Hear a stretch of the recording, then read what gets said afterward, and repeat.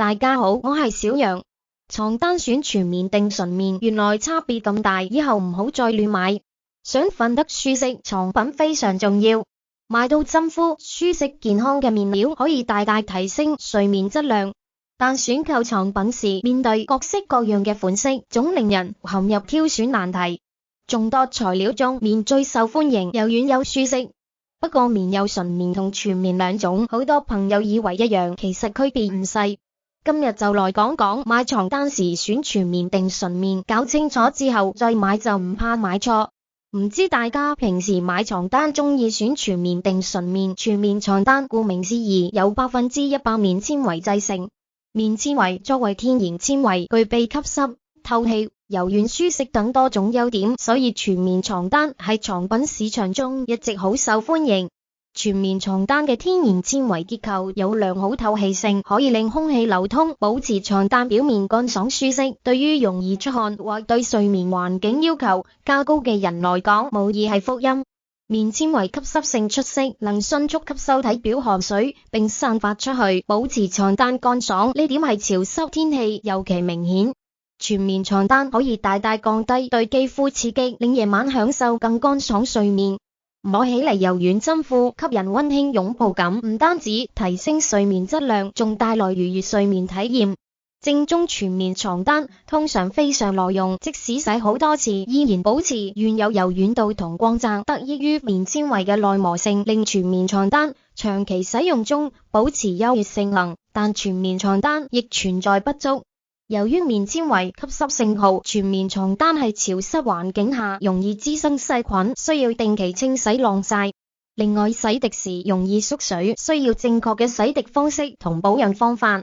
接下來睇純棉床單。國家標準規定，產品中棉含量達到95%以上就可標註為全棉或純棉產品。有的商家會利用純棉誤導消費者。嚴格來講，全棉只含棉量100%，純棉指棉含量係75%以上嘅面料，剩餘約20%可能採用滴關、氨綸等材料。純棉床單通常亦由棉纖維製成，但含量可能並非100%，而係含有一定比例棉纖維同其他合成或混合纖維。呢種設計旨在提升觸感同防皺效果。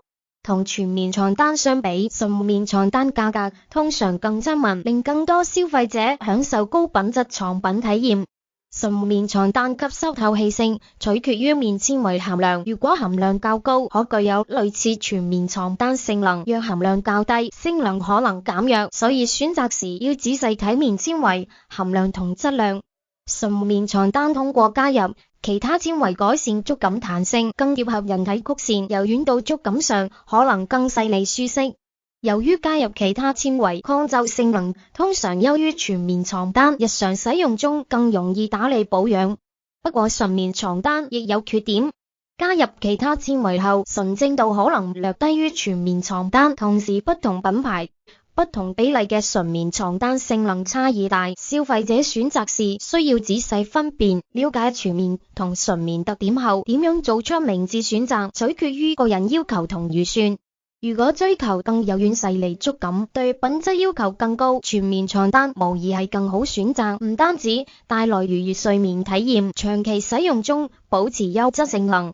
如果預算有限，想揾性價比高嘅床品，純棉床單可能更適合，保持棉纖維優點，同時通過加入其他纖維降低成本，令更多消費者享受高品質床品體驗。另外，棉質產品有較大縮水可能，無論全棉定純棉都存在呢個問題，但純棉產品因添加聚合纖維，縮水情況會稍微好啲，全棉產品就無需多言。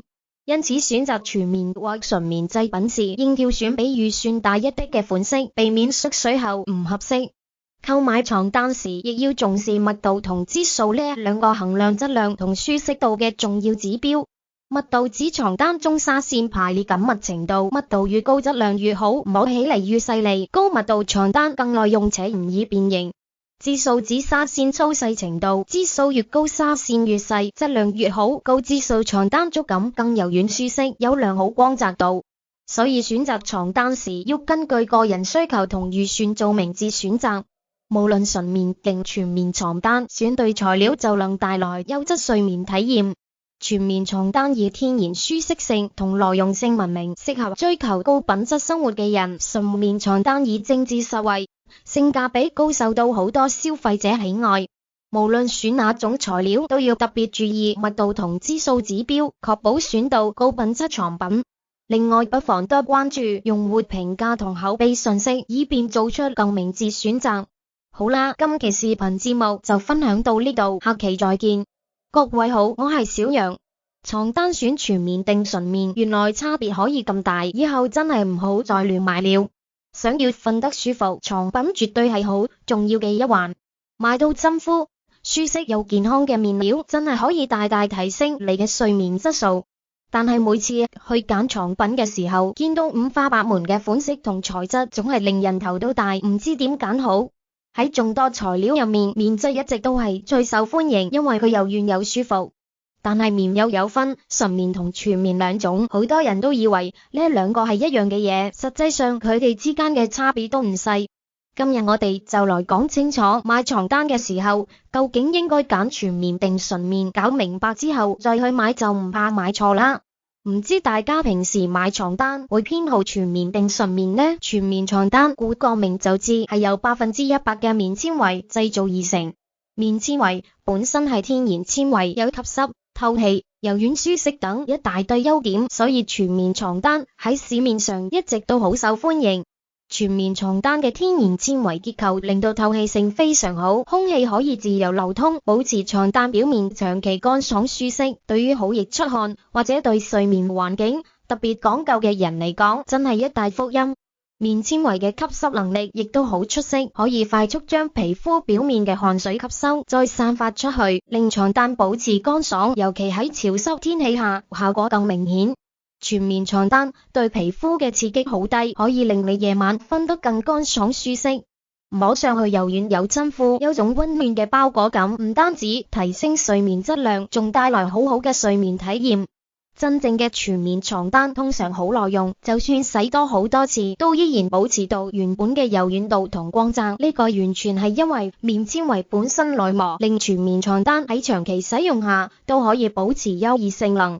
不過全棉床單都有佢嘅缺點，因為棉纖維吸濕性好，喺潮濕環境下全棉床單比較容易滋生細菌，所以要定期清洗同晾曬。另外，全棉床單洗完之後容易縮水，所以需要用正確嘅清洗方法同保養方式。接住我哋睇下純棉床單。按照國家標準，產品入面棉含量達到95%以上就可以標注為全棉或者純棉產品。但係有的商家會用純棉一個名嚟誤導消費者。嚴格嚟講，全棉係指含棉量100%，而純棉係指棉含量喺75%以上嘅面料，剩低大概20%可能係滴關、氨綸等其他材料。純棉床單通常都係由棉纖維製成，但含量未必係100%，而係有一定比例嘅棉纖維加上其他合成或混合纖維，咁做係為咗改善觸感同防皺效果。同全棉床單比較，純棉床單嘅價格通常比較親民，令更多人可以享受到高品質床品體驗。純棉床單嘅吸濕同透氣性能取決於棉纖維含量，如果棉纖維比例高，就可以有近似全棉床單嘅表現；如果含量低，呢啲性能就會打折扣。所以揀純棉床單時，要仔細睇清楚棉纖維含量同質量。純棉床單加入其他纖維之後，觸感同彈性都有改善，更加貼合人體曲線，柔軟度同觸感上可能更細膩舒適。由於有其他纖維嘅存在，純棉床單嘅抗皺性能通常好過全棉床單，日常打理同保養都更加方便。但純棉床單都有佢嘅不足之處。加入其他纖維之後，純正度會略低於全棉床單，而且唔同牌子、唔同比例嘅純棉床單性能差異好大，消費者選擇時要小心分辨。了解晒全棉同純棉床單嘅特點之後，到底要點樣揀先啱？其實要睇你個人要求同預算。如果你追求更加柔軟細膩嘅觸感，對床單品質要求高，全棉床單肯定係更好選擇。唔單止瞓得舒服，長期用都保持到優良性能。如果你預算有限，又想揾到性價比高嘅床品，純棉床單可能更適合你。佢保留棉纖維優點之餘，透過加入其他纖維降低成本，令更多人享受到高品質床品體驗。另外要留意棉質產品縮水問題幾普遍，無論全棉定純棉都有機會縮水，但純棉因為添加咗聚合纖維，縮水情況會輕微的，全棉就唔使多講。所以無論揀全棉定純棉，最好買比實際尺寸大少少嘅款式，避免縮水之後唔啱用。買床單時仲要留意密度同支數呢兩個指標，佢哋係衡量床單質量同舒適度嘅重要標準。密度係指床單入面紗線排列得幾緊密，密度越高質量越好，摸落越細膩，高密度床單更耐用又冇咁易變形。支數就係指紗線有幾粗幼，支數越高紗線越有質量越好，高支數床單觸感更柔軟舒適，光澤度亦好。所以揀床單時要根據自己需要同預算，綜合考慮呢啲因素。無論純棉定全棉，只要選啱材料，都可以帶來優質睡眠。全棉床單以天然舒適同耐用出名，適合追求高品質生活嘅人。純棉床單就以實惠同性價比高，受到好多消費者喜愛。無論揀邊種，都要留意密度同支數，確保買到高品質床品。另外可以睇多啲用家評價同口碑，幫自己做出更明智決定。好啦，今期節目就分享到呢度，下次再見。